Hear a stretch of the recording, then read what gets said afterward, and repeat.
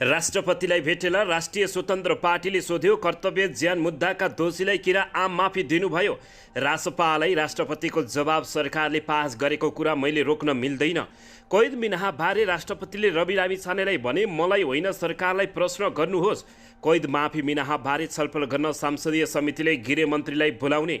सरकारले सुरु गरेको भ्रष्टाचार विरुद्धको अभियान जारी रहन्छ। पूर्ण विराम नलाग्ने गृहमन्त्री नारायण काजी श्रेष्ठको भनाई। दल खोलेर चुनावी मैदानमा उत्रिन पूर्व राजा ज्ञानेन्द्र शाहलाई माधव कुमार नेपालको चुनौती। पशुपतिनाथसँग समेत छलकपट। जलहरीको 1.5 किलो सुन लुकाइएको पुष्टि। नाका खुल्न थालेपछि सक्रिय बनी सुन तस्कर। सिआइबी विमानस्थलसँग जोडेर अनुसन्धान गर्दै सुन तस्करीमा आयोग गठन गरेसँगै खुल्यो माओवादी केन्द्रका नेताहरूमाथि छानबिन गर्ने बाटो। शिक्षक र डाक्टर पछि माइतीघरमा स्थानीय तहका कर्मचारीको आन्दोलन। आगामी निर्वाचनमा पार्टीले एक्लै प्रतिस्पर्धा गर्ने नेकपा माओवादी केन्द्रका उपाध्यक्ष अग्निप्रसाद सापकोटाको भनाई। नेकपा एमाले कर्णालीको मतगणना स्थलमा तोडफोड, 1 जना परे पक्राउ। नेसनल पेमेन्ट गेटवेमा भ्रष्टाचार, सचिव मरासिनी सहित 9 जना विरुद्ध मुद्दा दायर। काठमाडौँमा चल्यो गोली र चाकु। गौशालामा एक स्वास्थ्य संस्थाका सञ्चालकमाथि चाकु प्रहार। माधव कुमार नेपाल, झलनाथ खनालले गर्न नसकेको काम केपी शर्मा ओलीले गर्नुभयो। एमालेमा अबको 10 वर्ष केपी शर्मा ओलीको विकल्प नभएको पृथ्वी सुब्बा गुरुङको भनाई। सुत्केरीको हवाई उद्धारका लागि वर्षेनी 5 करोड खर्च। 5 वर्षमा 584 जनाले लिए सेवा। सेयर बजारमा सामान्य वृद्धि, कारोबार रकम पाउने 2 अर्ब रुपियाँ। सानो पार्टी भए पनि हामी राज्यको जिम्मेवार शक्ति हौँ। रामकुमारी झाँक्री। रासपाले युवाहरूलाई दिव्र भम्बित बनाउँदैछ भन्दै पृथ्वी सुब्बा गुरुङको रासपाप्रति आक्रोश। र नेकपा एमालेका नेता शङ्कर पोखरेलको आरोप, गठबन्धन सरकार भ्रष्टाचारको हिमायती हो। 19औं एसियाड खेलमा भारतसँग पहिलो T20 खेल्दै नेपाल विरुद्ध उत्रिनु अघि भारतका प्रशिक्षकको प्रतिक्रिया। यो ठुलो अवसर हो। माल्टाबाट पोर्चुगल छिर्न खोज्दा 8 नेपाली परे पक्राउ। उता हत्यारालाई आम माफी दिएको भन्दै राष्ट्रपति विरुद्ध जताततै चर्को नाराबाजी र राष्ट्रपति विरुद्ध र सरकार विरुद्ध जताततै जनताहरू खनिँदै। अब हेर्नुहोस् पुरा समाचार।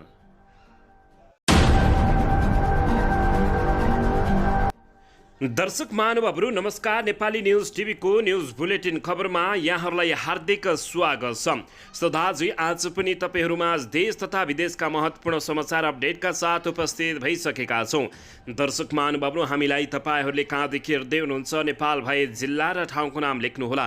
यदि विदेशमा हुनुहुन्छ भने आफू रहेको देशको नाम पनि लेख्न नभुल्नुहोला। र हाम्रो च्यानल नेपाली न्युज टिभीलाई अहिलेसम्म पनि सब्सक्राइब गर्नुभएको छैन भने सब्सक्राइब गर्नुहोला, साथै सँगै रहेको बेल आइकनलाई दबाउन पनि नभुल्नुहोला। आउनुहोस् दर्शक महानुभावहरू, आजको पहिलो तथा विशेष खबरतर्फ लागौँ।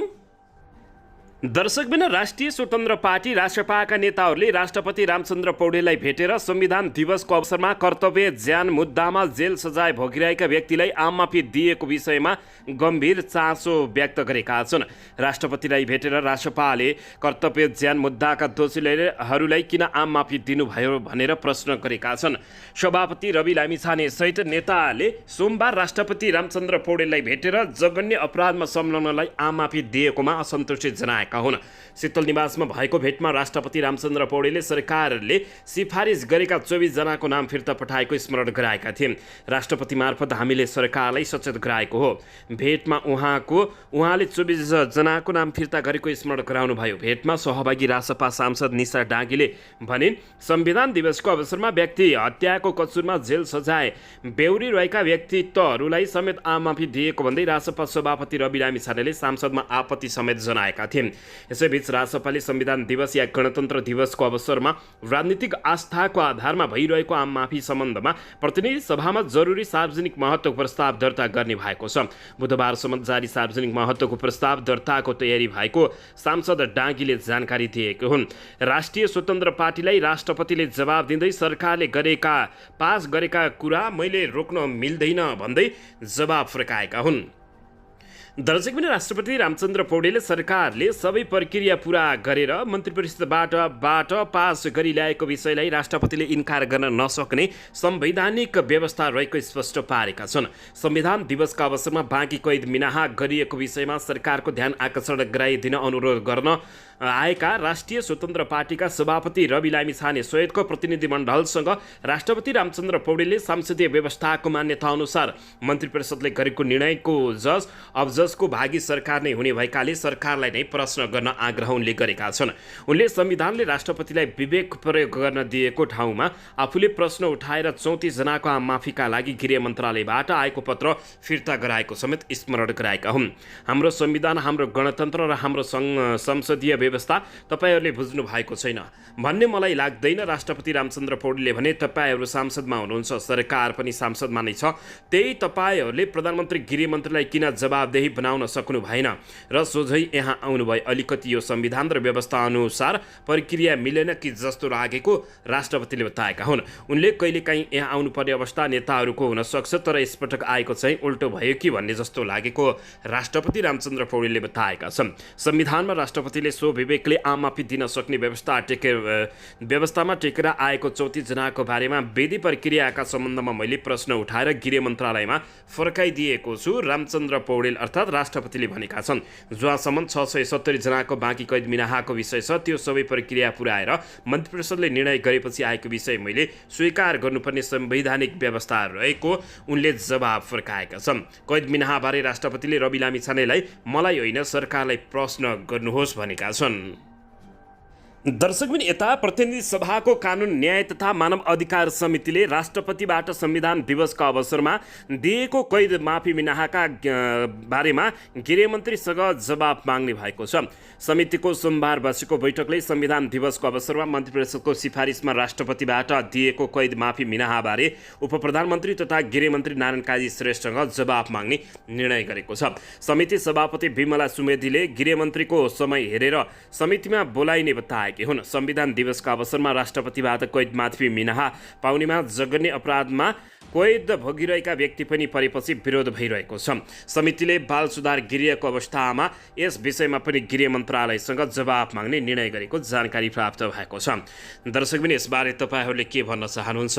हत्याराहरूलाई संविधान दिवसको अवसर पारेर र गणतन्त्र दिवस अवसर पारेर नेता तथा हत्याराहरूलाई छुट दिने प्रचलनबारे तपाईँहरूले प्रतिक्रिया दिनुहोला। दर्शकबिन, यता भने सरकारले सुरु गरेको भ्रष्टाचार विरुद्धको अभियान जारी रहन्छ, पूर्णविराम नलाग्ने गृहमन्त्री नारायण काजी श्रेष्ठले बताएका छन्। उपप्रधानमन्त्री तथा गृहमन्त्री नारायण काजी श्रेष्ठले भ्रष्टाचार विरुद्ध सुशासनको अभियान सरकारले जारी राख्ने बताएका छन्। आइतबार काठमाडौँमा आयोजित एक कार्यक्रमलाई सम्बोधन गर्दै श्रेष्ठले भ्रष्टाचार अपराधीकरणलाई प्रभावकारी नियन्त्रण गरी दण्डहीनताको अन्त्य गर्नु सरकारको मिसन भएको जिकिर गर्दै अभियान जारी राख्ने समेत उनले ठोकुवा गरेका छन्। सरकारमा पनि रहिरहने अनि तैचुप मैचुपको धन्दा पनि हामी चलाउँदैनौँ। सुशासन, समृद्धि र सामाजिक न्यायलाई सरकारले मूलमन्त्र मानेको छ। यो अभियान जारी रहन्छ, पूर्णविराम लाग्दैन। हामी भ्रष्टाचारको अभियान अगाडि बढाउँछौँ। अपराधीकरणको प्रभावकारी नियन्त्रण गरी दण्डहीनताको अन्त्य गर्ने गृहमन्त्री नारायण काजी श्रेष्ठले ठोकुवा गरेका छन्। दर्शकबिन, यसैबीच यता दल खोरेर चुनावी मैदानमा उत्रन पूर्व राजा ज्ञानेन्द्र शाहलाई माधव कुमार नेपालले चुनौती दिएका छन्। नेकपा एकीकृत समाजवादी पार्टीका अध्यक्ष माधव कुमार नेपालले नेपालमा पुनः राजतन्त्र फर्किन सम्भावना नरहेको दावी गर्दै यस्तो चुनौती दिएका हुन्। आइतबार एक कार्यक्रममा कुराकानी गर्दै उनले यस्तो बताएका छन्। पूर्व प्रधानमन्त्री समेत रहेका माधव कुमार नेपालले राजतन्त्र फर्किन्छ भन्ने दिवा सपना नदेख्न राजतन्त्र पक्षधारलाई चेतावनी दिएका छन्। नेता माधव कुमार नेपालले पूर्व राजा ज्ञानेन्द्र शाहलाई दल खोलेर राजनीतिमा आउन र आफूहरूसँग चुनावी मैदानमा उत्रिन समेत उनले चुनौती दिएका हुन्। उनले भने, अब हामी वंश शासनमा किन जाने? प्रश्न गर्दै वंशको दासत्वलाई हामी स्वीकार गर्न सक्दैनौँ। राजतन्त्र फर्केर आउन सक्दैन। पूर्व राजालाई देशप्रतिको त्यति चिन्ता छ भने पार्टी खोली हुँदैन, नेता बनेर आए हुँदैन, उनले प्रश्न गरेका छन्। सम्पत्ति कमाउन छ भने व्यापार गरे हुँदैन। मधेसीको छोराले राष्ट्रपति, उपराष्ट्रपति, महिला राष्ट्रपति बन्न नहुने? अरूसँग बराबरी किन नहुने? हामीसँग चुनाव लड्नुस् त, माधव कुमार नेपालले बताएका हुन्। नेता माधव कुमार नेपालले आफूहरूलाई फेरि प्रधानमन्त्री हुन्छु वा हुन्न भन्ने चिन्ता नरहेको पनि बताएका छन्। उनले भने, अहिले प्रचण्ड प्रधानमन्त्री हुनुहुन्छ, पछि हुने कुरालाई अहिले किन टाउको दुखाउने? यस्तो कुरामा अहिले नजाउँ, प्रधानमन्त्रीलाई राम्ररी काम गर्न दिउँ, नीति वा कार्यशैलीमा कमजोरी भए सुधार गर्न प्रेरित गरौँ। मैले प्रधानमन्त्री पाउँछु कि पाउँदिन भन्ने चिन्तामुक्त हुँ, माधव कुमार नेपालले बताएका हुन्। दल खोलेर चुनावी मैदानमा उत्रन पूर्व राजा ज्ञानेन्द्र शाहलाई माधव कुमार नेपालले चुनौती दिएका हुन्। दर्शकबिन नेपालमा भ्रष्टाचार यति हुन थालेको छ कि अब भगवानमाथि पनि भ्रष्टाचार गर्न थालिएको छ। पशुपति मन्दिरको गर्भगृह ज्योतिर्लिङमा सुनको जलहरी राख्दा भ्रष्टाचार भएको पुष्टि भएको छ। परम्परादेखि चाँदीको जलहरी रहेकोमा केपी शर्मा ओली नेतृत्वको तत्कालीन सरकारले अदालतको आदेश चलेर हतार सुनको जलहरी चढाएको थियो। हतारमा काम गर्ने मौका पारेर करिब 1.5 किलो सुन गायब बनाइएको अख्तियार दुरुपयोग अनुसन्धान आएको अनुसन्धानबाट पुष्टि भएको छ। दर्शक महानुभावहरू 2077 माघ 12मा पशुपतिनाथ मन्दिर पुगेर सङ्कल्प पूजा गरेका तत्कालीन प्रधानमन्त्री केपी शर्मा ओलीले करिब 1 अर्ब रुपियाँ लगातमा जलहरी राख्ने प्रक्रिया अगाडि बढाउने कोषका पदाधिकारीलाई निर्देशन दिएका थिए। बजेट व्यवस्थापन, सुन खरिद र जलहरी निर्माण 1 महिनाभित्रै सकेर फागुन 12मा तत्कालीन राष्ट्रपति विद्यादेवी भण्डारीले जलहरी उद्घाटन गरेकी थिइन्। राज्य ढुकुटीबाट 30 करोड र पशुपति क्षेत्र विकास कोषबाट 50 करोड 11,000 खर्चेर जलहरी बनाइएको थियो।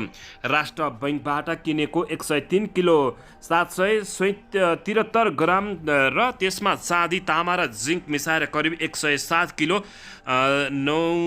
24.75 ग्रामको जलहरी बनाउने निर्णय भएको थियो। तर उद्घाटनको अघिल्लो दिन गरिएको मुचुल्कामा जलहरीमा सुनको परिणाम 96 किलो 822 ग्राम रहेको अभिलेखित रहेको छ।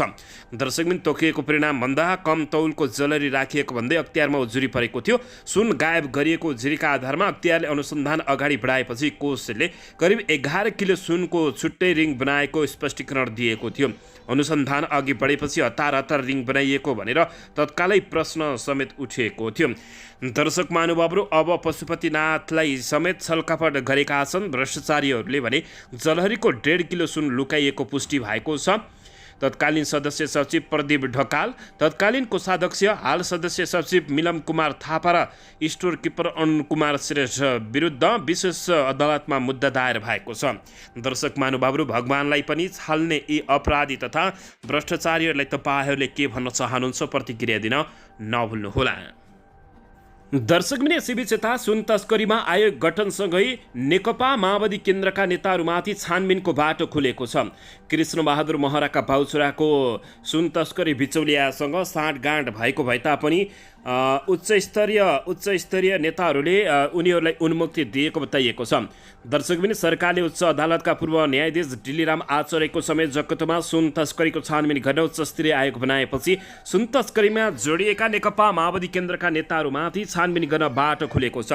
विद्युतीय चुरोट भेपमा लुकाएर नेपाल ल्याइएको तस्करीको सुन तस्करी प्रकरणमा जोडिएका पूर्व सभामुख एवं सत्तारूढ दल नेकपा माओवादी केन्द्रका उपाध्यक्ष कृष्णबहादुर महरा र उनका छोरा राहुल महरा तथा 60 किलो सुन तस्करी बिचौलियासँग जोडिएका नेताहरूमाथि अनुसन्धान गर्ने बाटो खुलेको हो। उच्च अदालतका पूर्व न्यायाधीश डिल्लीराम आचार्यको समेत जगतमा आयोग गठन गरेसँगै राजनीतिक विरुद्धमा पनि अनुसन्धान हुने बताइएको छ।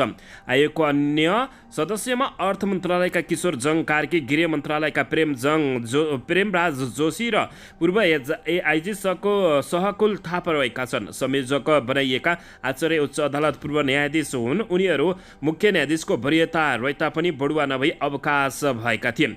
दर्शकबिन जसले गर्दा आयोगलाई राजनीतिक व्यक्तिमाथि पनि अनुसन्धान गर्ने दायित्व बढेको छ। प्रहरीको केन्द्रीय अनुसन्धान ब्युरो CIB ले राहुललाई काठमाडौँबाट पक्राउ गरेर अहिले अनुसन्धान गरिरहेको छ। यही प्रकरणमा पूर्व सभामुख कृष्ण बहादुर महरालाई समेत अनुसन्धानको दायरामा ल्याइने CIB ले जनाए तापनि उनलाई निगरानीमा मात्रै राखेको छ र उन्मुक्ति दिएको भनेर सरकारको चर्को आलोचना भएको छ। सुन तस्करीमा संलग्न चिनिया गिरोहसँग महरा बाबु छोराको पटक पटक टेलिफोन संवाद भएको सरकारी अनुसन्धानबाटै पुष्टि भइसकेको छ। चिनिया तस्कर र उसको समूहसँग बाबु छोराले धेरै कुरा गरेका छन्। दर्शकबिन यसैबीच यता शिक्षक र डाक्टरपछि स्थानीय तहका कर्मचारी पनि आन्दोलनमा उत्रिएका छन्। उनीहरूले आफ्ना माग सम्बोधन हुने गरी सङ्घीय निजामती विधेयक ल्याउन माग गरेका छन्। सोमबार बिहान 11 बजेदेखि माइतीघर मण्डलामा भेला भएका कर्मचारीहरूले कालोपट्टि बाँधेर दिउँसो 4 बजेसम्म दबावमूलक कार्यक्रम गर्न सङ्घर्ष समितिका संयोजक दीपक गौतमले जानकारी दिएका छन्। काठमाडौँमा पानी परिरहे पनि कर्मचारीहरू छाता ओढेर धर्नामा छन्। स्थानीय तहका कर्मचारीहरूले सङ्घीय निजामती सेवा ऐनको सट्टामा एकीकृत निजामती सेवा ऐन जारी गरिनुपर्ने माग गरेका छन्। स्थानीय तहको प्रमुख प्रशासकीय अधिकृतको पद स्थानीय सेवाको नै रहने व्यवस्था गरिनुपर्ने निजामती परिभाषाभित्र स्थानीय तहका कर्मचारीहरूलाई समेट्नुपर्ने बिना सहमति 753वटै स्थानीय तहका वैज्ञानिक पूर्वानुयोग्य सक्रिय प्रणालीमा सरुवा गर्नुपर्ने माग पनि सङ्घर्ष समितिले अगाडि सारेको छ। संयोजकका कर्मचारीहरूको उचित व्यवस्थापन गरिनुपर्ने, तिनै तहका कर्मचारीहरूको समान वृद्धि विकासको व्यवस्थापन गरिनुपर्ने, स्थानीय तहका कार्यरत कर्मचारीहरूको कर्मचारी कल्याण कोष अनिवार्य व्यवस्थापन गरिनुपर्ने, स्थानीय तहका कर्मचारीहरूलाई पनि निजामती अस्पतालबाट प्राप्त हुने सेवा सुविधा सहुलियत दिनुपर्ने माग सङ्घर्ष समितिको रहेको छ। त्यस्तै गरी जुनसुकै तहमा बहाल रहेका कर्मचारीहरूलाई तिनै तहको विज्ञापनमा उमेर हद नराख्ने र सेवा अवधि जोडिने व्यवस्था गरिनुपर्ने, स्थानीय सेवाका कर्मचारीहरूलाई ट्रेड युनियन अधिकार प्रदान गरिनुपर्ने लगायतका मागहरू अगाडि सारेका छन्। दर्शकबिन यसैबीच यता नेकपा एमाले कर्णाली प्रदेशको प्रथम अधिवेशन अन्तर्गत मतगणना भइरहेको स्थानमा तोडफोड भएको छ। मतगणना स्थल सुर्खेतको सिटी हलमा तोडफोड भएको प्रहरीले जानकारी दिएको छ। तोडफोडका क्रममा सिटी हलको सिसाहरू फुटेका छन्। मतगणना स्थलबाट अनिराश्य भ्यूका नेता सत्य साहे पक्राउ परेका छन्। मतगणना स्थलमा प्रहरीसँग विवाद हुँदा उनी पक्राउ परेका हुन्। अहिले मतगणना भइरहेको ठाउँमा प्रहरी परिचालन गरिएको छ। सत्य साईले आफूहरू पनि मतगणना स्थलमा बस्नु पाउनुपर्ने भन्दै अडान लिएपछि केन्द्रीय सदस्यले साईलाई प्रहरीको जिम्मा लिएको थियो। उनी पक्राउ परेपछि अनिराश्य भ्यूका कार्यकर्ताहरूले तोडफोड गरेका हुन्। हिजो राति सम्पन्न मतदानमा 609 मत खसेको छ। अध्यक्षका लागि कालीकोटका मिनबहादुर साई र सल्यानका गुलाबजङ शाह मैदानमा उत्रिएका हुन्। दर्शकबिन यसैबीच यता आगामी निर्वाचनमा नेकपा माओवादी पार्टीले एक्लै प्रतिस्पर्धा गर्ने नेकपा माओवादी केन्द्रका नेताले बताएका छन्। दर्शकबिन यता भने नेसनल पेमेन्ट गेटवेमा भ्रष्टाचार भएको छ। सचिव मरासिनी सहित 9 जना विरुद्ध मुद्दा दायर भएको छ। दर्शकबिन नेसनल पेमेन्ट गेटवे खरिद प्रकरणमा सचिव मधु कुमार मरासिनी सहित 9 जना विरुद्ध भ्रष्टाचार मुद्दा दायर भएको छ। अख्तियार तुर्पेको अनुसन्धान आयोगले सोमबार उनीहरू विरुद्ध विशेष अदालतमा भ्रष्टाचार मुद्दा दायर गरेको हो।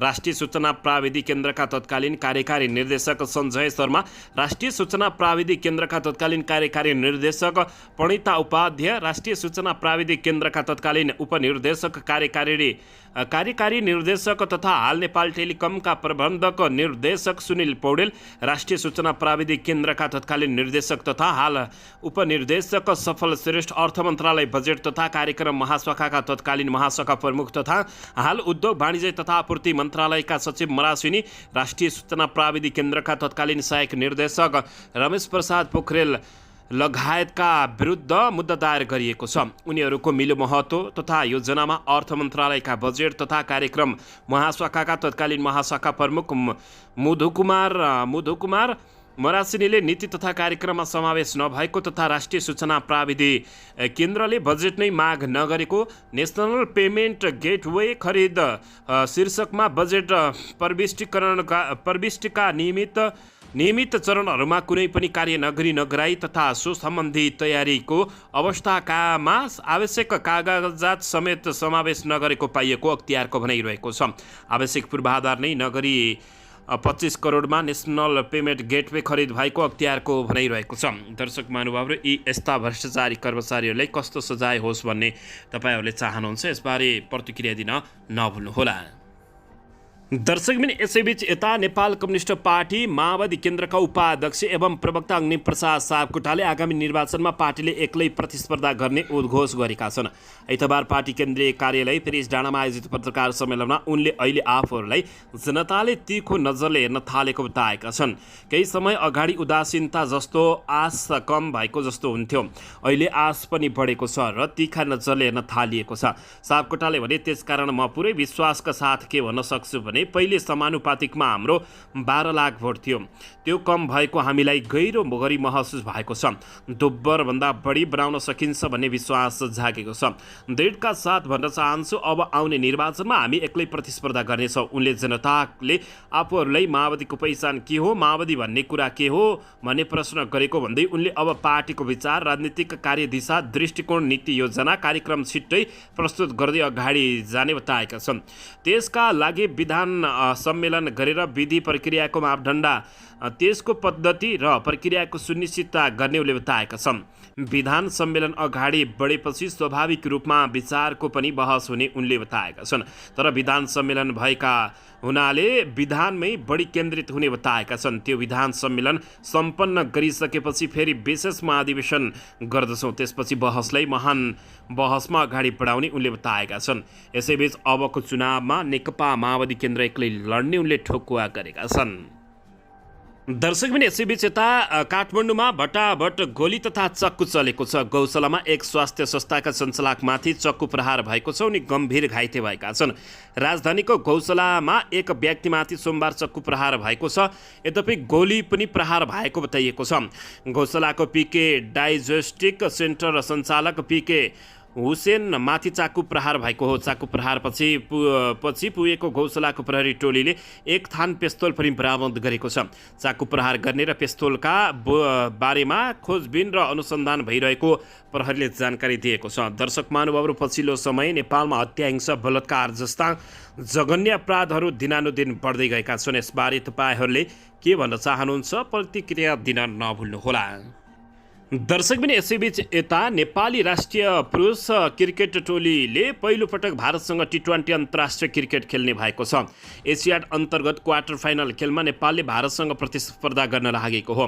क्वार्टर फाइनल खेलका लागि सोमबार गरिएको लकी ड्रमा नेपालले बलियो भारत प्रतिद्वन्दी पाएको हो। नेपाल र भारत बीच मङ्गलबार बिहान प्रतिस्पर्धा हुनेछ।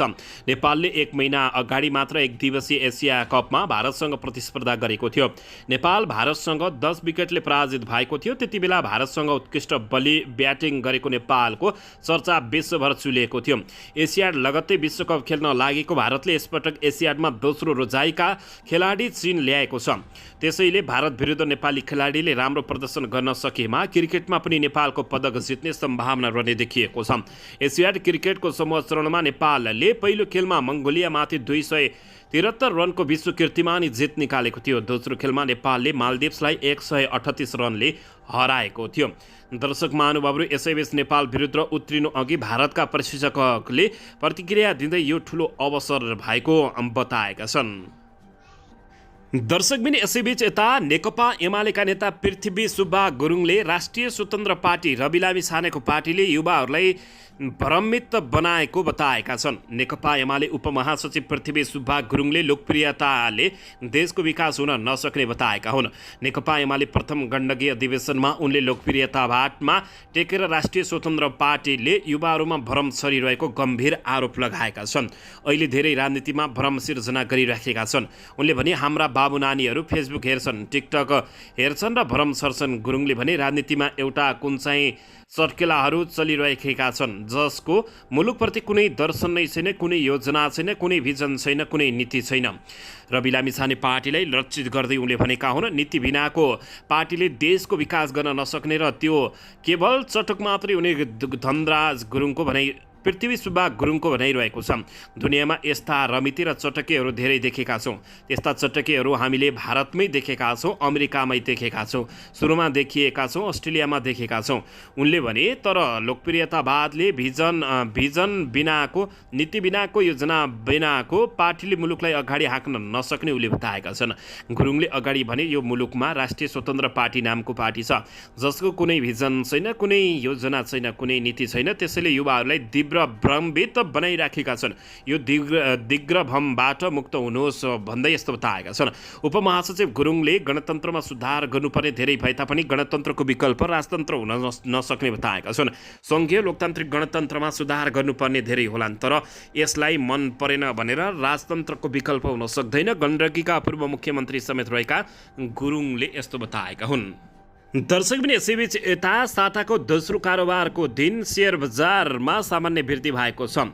5.19 अङ्कले बढेको बजार 1976.29 बिन्दुमा रोकिएको हो। यो 0.26% वृद्धि हो। गत बिहिबार र आइतबार लगातार 2 दिन गिरावट भएको नेप्सेमा सोमबार भने सुधार देखिएको हो। दिनभर उतार चढाव देखिएको बजारमा अन्तिम 1 घण्टा सुधार हुँदा परिसूचक बढेर बन्द भएको छ। सोमबार होटल तथा पर्यटन र उत्पादन तथा प्रशोधन उपसूचक बाहेक सबै उपसूचक हरियो देखिए पनि बजारमा ठुलो वृद्धि भने देखिएन।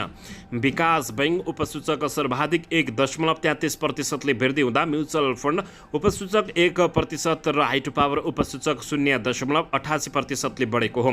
होटल तथा पर्यटन उपसूचक 0.92% गिरावट हुँदा उत्पादनमूलक उपसूचक 0.09% बढेको छ।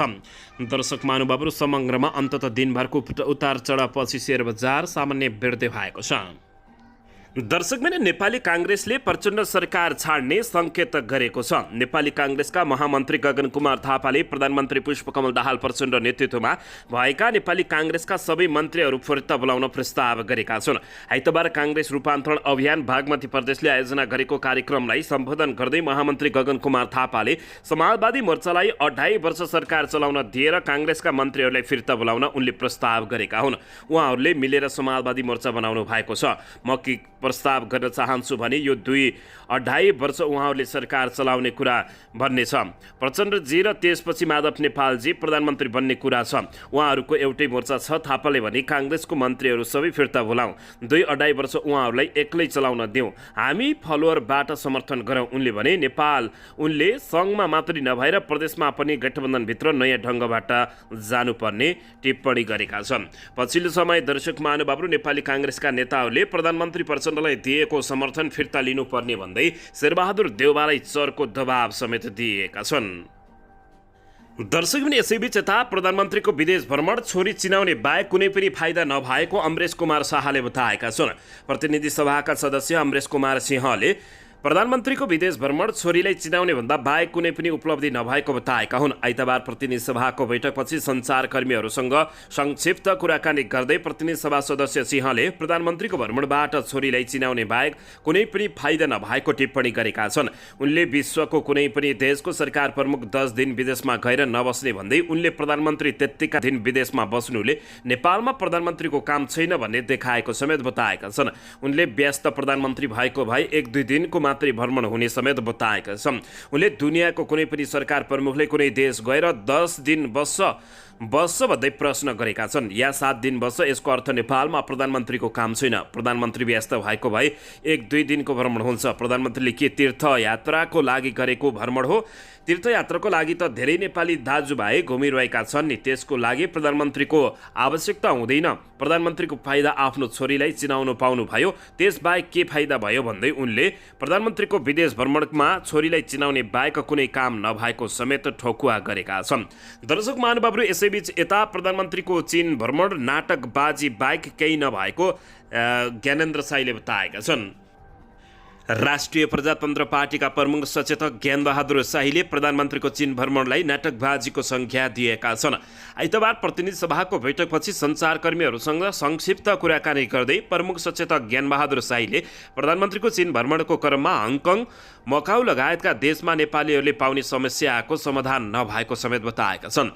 हङकङ र मकाउमा पासपोर्ट बनाउने सम्बन्धमा नेपालीहरूमा समस्या हुने गरेको भन्दै उनले सो समस्या समाधान हुन नसकेको बताएका छन्। शाहीले प्रधानमन्त्रीको चीन भ्रमणलाई नाटकबाजीको संज्ञा समेत दिएका हुन्। उनले पनि हङकङको समस्या समाधान भएको छैन। उनले भने हङकङमा हजारौँ नेपाली आज पनि अल्पत्र परिरहेका छन्। आज पनि हङकङ र मकाउमा नेपालीहरूले पासपोर्ट बनाउँदाखेरि नेपालीहरूमा ठुलो समस्या पैदा भएको छ। उनले भने उनीहरूको कहीँ कतै समस्याको समाधान भएकै छैन, त्यो भएर यसलाई उपलब्धि होइन कि नाटकबाजी भन्नुपर्ने उनले बताएका छन्। दर्शक पनि यसैबीच यता प्राविधिक रूपमा प्रधानमन्त्री प्रचण्ड भए तापनि सरकारको नेतृत्व नेपाली काङ्ग्रेसले गरिरहेको नेपाली काङ्ग्रेसका नेता दिलेन्द्र प्रसाद बडुले बताएका छन्। नेपाली काङ्ग्रेसका नेता दिलेन्द्र बडुले प्राविधिक रूपमा प्रधानमन्त्री प्रचण्ड भए तापनि सरकारको नेतृत्व नेपाली काङ्ग्रेसले गरिरहेको बताएका छन्। आइतबार काङ्ग्रेस रूपान्तरण अभियान बागमतीको विचार गोष्ठीमा बोल्दै नेता बडुले यस्तो बताएका हुन्।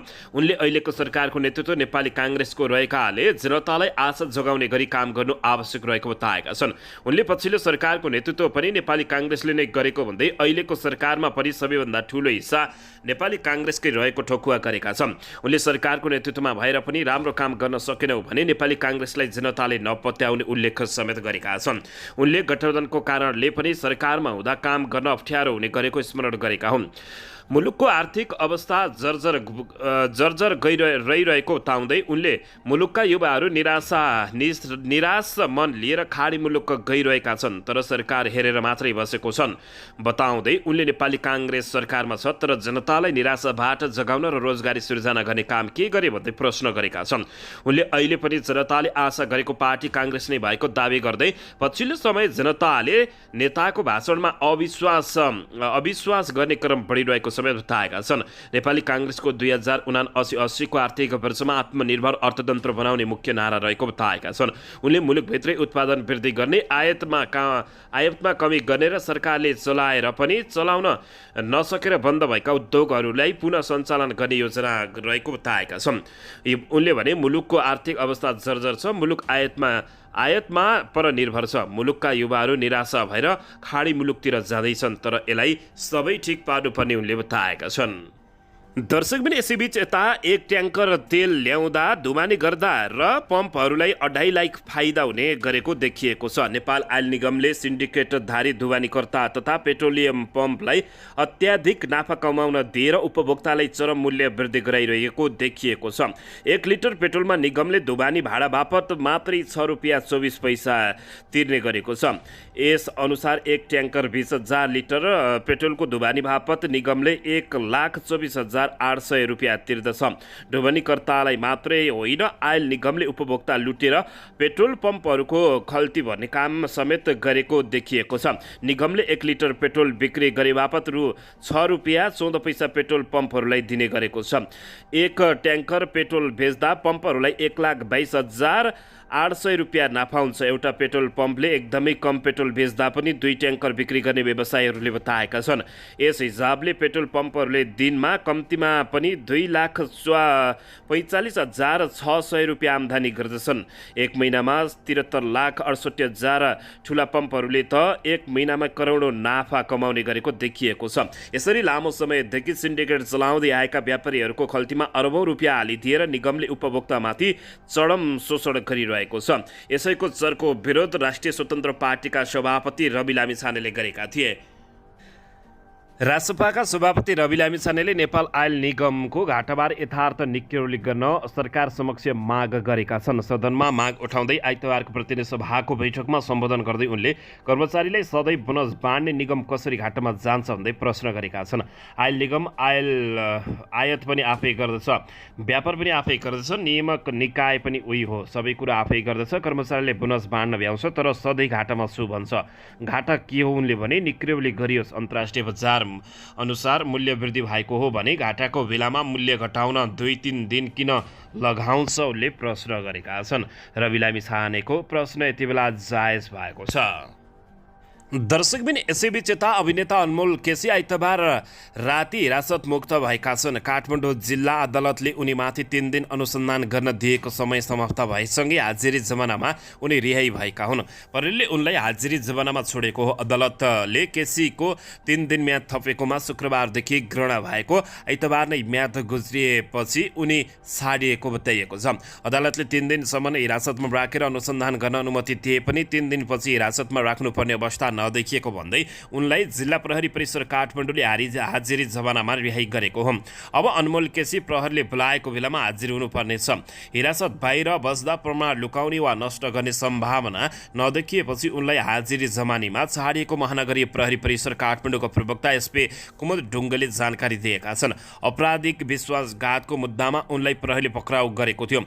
आरोपीले प्रमाण नष्ट नगर्ने सम्भावना नदेखिएको अवस्थामा प्रहरी अधिकारीहरूले हाजिरी जमानामा छाड्न सक्ने प्रावधान छ। उनी आफै गाडीमा चढेर निवास फर्किएका थिए। फिल्म रावणमा काम गर्ने भनेर 10 लाख रुपियाँ पेशकी रकम लिएको तर पछि विभिन्न बहाना बनाएर काम गर्न नमानेको भन्दै निर्देशक सुदर्शन थापाको कम्पनी सुदर्शन थापा प्रोडक्ट्सको तर्फबाट सुप्रिया कटुवालले यही असोज 8 गते अनमोल विरुद्ध प्रहरीमा उजुरी दिएकी थिइन्। त्यही उजुरीको आधारमा उनी पक्राउ परेका थिए। दर्शक पनि यसैबीच यता दोलखाबाट प्रहरीले थप 4 किलो सुन बरामद गरेको छ। बेगु गाउँपालिका 1 लामक बगरबाट हिजो आइतबार ढुङ्गामुनि लुगाइएको अवस्थामा 4 किलो सुन बरामद भएको जिल्ला प्रहरी कार्यालयले जनाएको छ। यसअघि गएको बुधबार राति 3 किलो र शुक्रबार 4 किलो सुन बरामद भएको थियो। यो सँगै दोलखाबाट पछिल्लो 5 दिनमा 11 किलो सुन बरामद भएको छ। गएको बुधबार र शुक्रबार बरामद भएको तस्करीको सुनको अनुसन्धान गर्दै जाँदा हिजो थप 4 किलो सुन भेटिएको प्रहरीको भनाइरहेको छ। चीनसँगको फलेक नाका बन्द भए पनि यो सुन फलेक नाकाबाटै तस्करी भएको हुन सक्ने प्रहरीले अनुमान गरेको छ। यसअघि त्रिभुवन अन्तर्राष्ट्रिय विमानस्थलबाट तस्करी हुँदै आएकोमा अब तस्करहरूले दोलखा र रसुवाका विभिन्न नाका प्रयोग गर्न थालेका प्रहरीले जानकारी दिएको छ। गएको भदौ र यो असोज महिनामा गरी रसुवाबाट पनि 4 किलो सुन बरामद भइसकेको छ। दर्शक पनि यसैबीच यता नेकपा एमालेका सचिव तथा सांसद योगेश कुमार भट्टराईले प्रधानमन्त्रीले चीन भ्रमणका क्रममा दुई देशका बीचमा उच्च स्तरीय विश्वासको वातावरण बनाउन नसकेको आरोप लगाएका छन्। आइतबार प्रतिनिधि सभाको बैठकपछि सञ्चारकर्मीहरूसँग कुराकानी गर्दै सचिव योगेश कुमार भट्टराईले भ्रमणका क्रममा ताइवान र तिब्बतको मुद्दामा चीनलाई विश्वस्त बनाउन नसकेको उनले बताएका छन्। यसैबीच उनले भने प्रधानमन्त्रीको चीन भ्रमणमा जे कुरा हाम्रो सहमति हुनुपर्ने थियो, जुन मुद्दामा बहस हुनुपर्ने थियो त्यो भएन। सामान्य खुद्रा मसिना कुरा भए। प्रधानमन्त्रीले तीर्थटन पनि गर्नुभयो, छुट्टी पनि राम्रै मनाउनु भयो, तर मुख्यतया चीनसँग हाम्रो BRI का सम्बन्धमा भएका सम्झौताहरूको कार्यान्वयन हो। त्यो चाहिँ देखिने गरी केही पनि भएन। त्यसको अर्थ चीनसँग जुन ढङ्गले हामीले गम्भीरताका साथ डिलिङ गर्नुपर्ने थियो त्यो डिलिङ हुन सकेन। नेपालप्रति चीनका कतिपय आशंकाहरू छन्, ती आशंकाहरूमा हामीले विश्वास दिलाउनु पर्ने थियो। त्यो विश्वास दिलाउन प्रधानमन्त्रीको भ्रमणबाट यस्तो सकियो जस्तो मलाई लाग्दैन। उनले BRI परियोजना चीनसँग नेपालको मुख्य एजेन्डा भए पनि सो एजेन्डामा प्रवेश पनि नभएको बताएका छन्। कता कता सरकार अरू कुनै शक्ति राष्ट्रको प्रभावमा जाँदा परेर चीनसँग उच्चस्तरीय विश्वासको वातावरण बनाउन नसकेको जस्तो देखिएको उनले आरोप लगाएका छन्। यो भ्रमणले त्यसमा कुनै पनि सफलता प्राप्त गरेको देखिँदैन। BRI चीनसँगको मुख्य एजेन्डा हो, तर यो एजेन्डामा प्रवेश नै नगरेको लिपुलेक, लिम्पुवाधुरा र भारत र चीनले बसेर गरेको सहमतिमा नेपाललाई इग्नोर गरेको छ। त्यो विषय उठाउनु पर्नेछ। हामी चुच्चे नक्साको बारेमा चीनले जारी गरेका आफ्ना आधिकारिक नक्साहरूको बारेमा कुरा उठाउनु पर्ने थियो, तर उठेको छैन। ताइवान तिब्बतको मुद्दामा पनि हामीले जसरी विश्वास त पार्नु थियो त्यसरी पारिएन भन्दै उनले गम्भीर आरोप लगाएका छन्। दर्शक पनि यसैबीच यता पशुपतिनाथमा चढाइएको सुनको जलहरी प्रकरणमा भ्रष्टाचार भएको अख्तियार दुरुपयोग अनुसन्धानले ठहर गरेको छ। आयोगले आफूले गरेको अनुसन्धानमा भ्रष्टाचार भएको देखिएको भन्दै आइतबार विशेष अदालत काठमाडौँमा मुद्दा दायर गरेको छ। अख्तियारले पशुपति क्षेत्र विकास कोषका तत्कालीन सदस्य सचिव डाक्टर प्रदीप ढकाल र कोषका तत्कालीन कोषाध्यक्ष हालका सदस्य सचिव डाक्टर मिलन कुमार थापा र कोषका स्टोर किपर अरुण कुमार श्रेष्ठ विरुद्ध सार्वजनिक सम्पत्ति हिनामिना हानि नोक्सानी गरी भ्रष्टाचार गरेको भन्दै मुद्दा दायर गरेको छ। अख्तियारले ती 3 जना विरुद्ध जनै 1,17,01,781 रुपियाँ 85 पैसा बेगु दाबी गर्दै हदैसम्मको कारबाहीको माग गरी मुद्दा दायर गरेको छ। पशुपति क्षेत्र विकासका सञ्चालक परिषदको पत्र, पशुपतिनाथ मन्दिरका मूल भट्टको निवेदन, जलहरी निर्माण व्यवस्थापन समिति गठन भएको पत्र, पशुपति क्षेत्र विकासको सञ्चालक परिषदको रकम, निकाय सम्बन्धी पत्र र सांस्कृतिक पर्यटन तथा नागरिक उड्डयन मन्त्रालयको पशुपतिको मन्दिरमा सुनको जलहरी निर्माणका लागि रु 30 करोड रकम निकासका लागि अर्थ मन्त्रालय बजेट तथा कार्यक्रम महाशाखालाई लेखिएको पत्र, अर्थ मन्त्रालय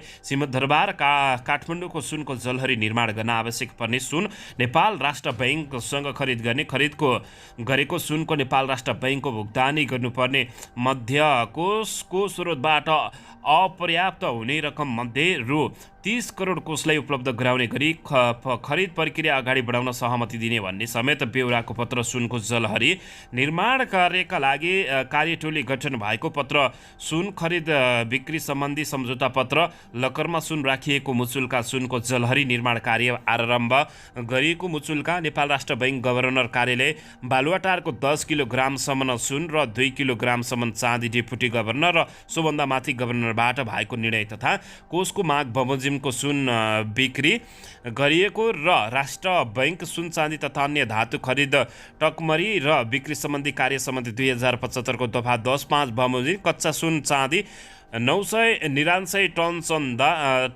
टच भन्दा कम गुणस्तरको मात्र बिक्री गर्न मिल्ने व्यवस्था रहेकोले कोषबाट सोही बमोजिम कम टचको सुन खरिद गर्न मन्जुरी गरी 26 माघ 2077मा बैंकसँग सम्झौता गरी बैंकको मौजुदामा रहेको सुन बिक्री गरिएको छ भन्ने बेहोरा पत्र समेतको सम्बन्धमा अनुसन्धान हुँदा भ्रष्टाचार देखिएको अख्तियारले जनाएको छ। दर्शक महानुभावहरू, विशेष अदालतका प्रवक्ता धनबहादुर कार्कीले दिएको जानकारी अनुसार जलहरी राख्ने क्रममा सुन हिनामिना गरेको आरोपमा मुद्दा दायर भएको जानकारी प्राप्त भएको छ। दर्शक पनि यसैबीच यता राष्ट्रपतिले मान्छे काट्नेलाई छाडेको खुसियालीमा पार्टी गरेको रवि लामिछानेले गम्भीर आरोप लगाएका छन्। राष्ट्रिय स्वतन्त्र पार्टीका सभापति रवि लामिछानेले संविधान दिवसका दिन राष्ट्रपतिले ज्यान मुद्दामा सजाय पाएका व्यक्तिको कैद मिनाहा गरेकोमा आपत्ति जनाएका छन्। आइतबार प्रतिनिधि सभाको बैठकमा उनले संविधान जारी भएको खुसियाली मनाउनु पर्ने दिनमा दिनदहाडै मान्छे काट्नेलाई उन्मुक्ति दिएको भन्दै आपत्ति जनाएका छन्।